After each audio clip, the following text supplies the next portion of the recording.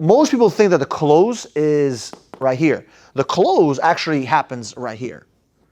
And most people think the close is actually them talking, but the close is actually you listening, right?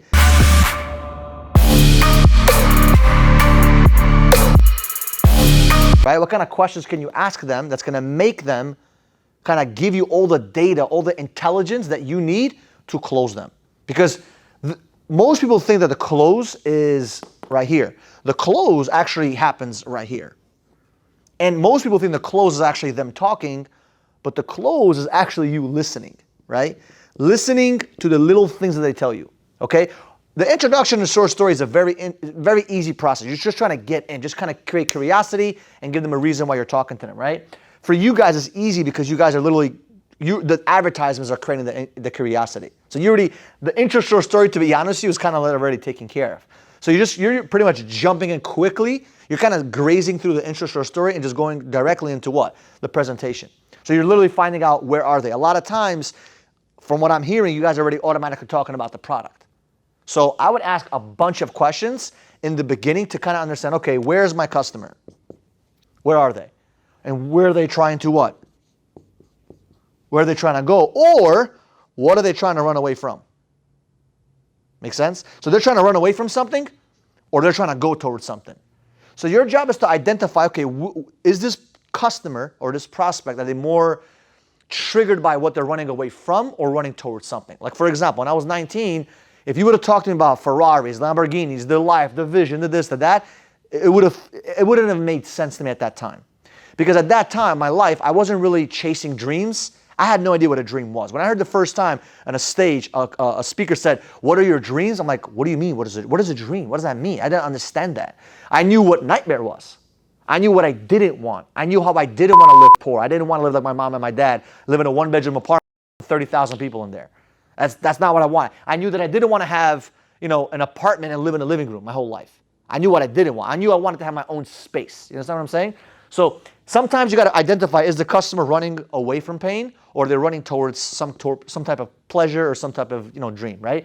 So how do you find that out? You got to ask them the right questions. Selling your product is very, very simple. Figure out some basic questions, which Eric obviously has some basic questions that he asked. What are you trying to accomplish, Mr. Customer? Right?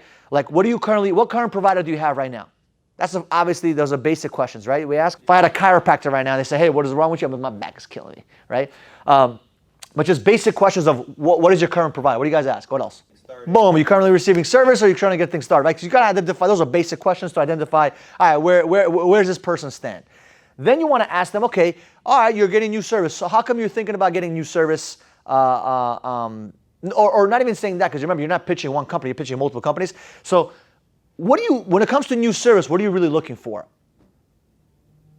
So instead of saying, are you looking for TV and internet? Ask them what they're looking for. What are you actually looking for? Oh, I'm looking for internet. That's awesome, you're looking for internet. Is there anything else that you're looking for outside of the internet, like TV maybe, or home phone, or cell phones? No, I'm just looking for just internet. Okay, great, just curious. Now, if there was an option where we can actually give you a better deal, would you be open to the TV?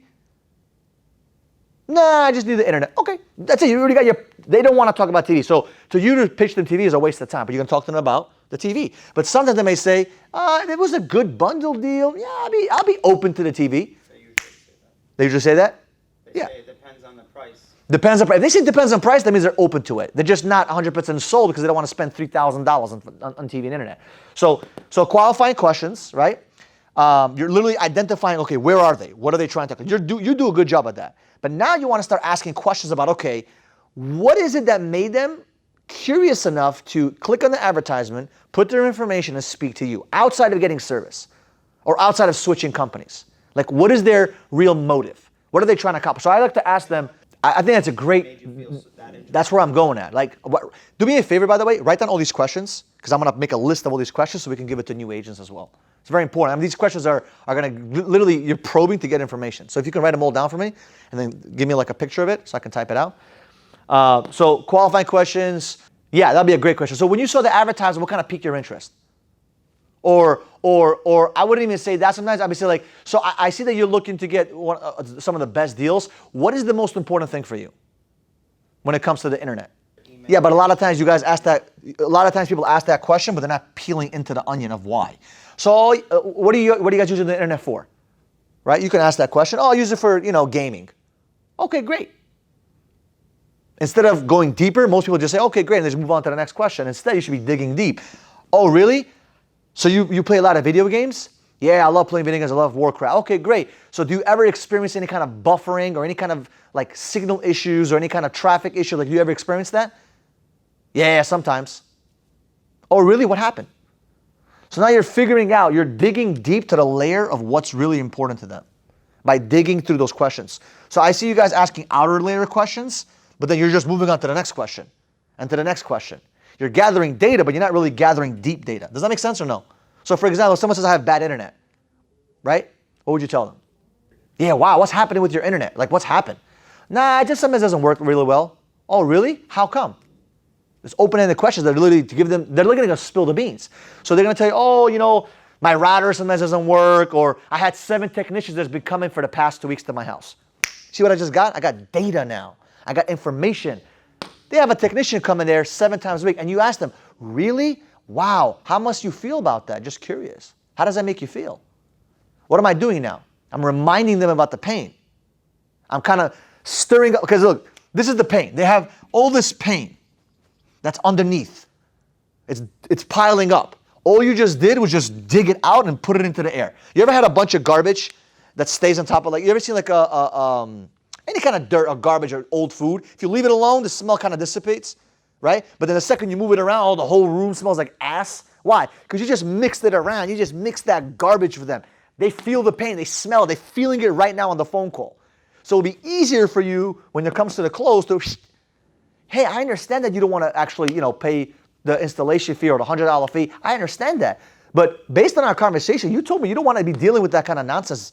You don't want to be dealing with 17 technicians coming to your house and doing this, and that. Kind of reiterating what you told me or what he told me in the conversation. Now I'm able to use that data.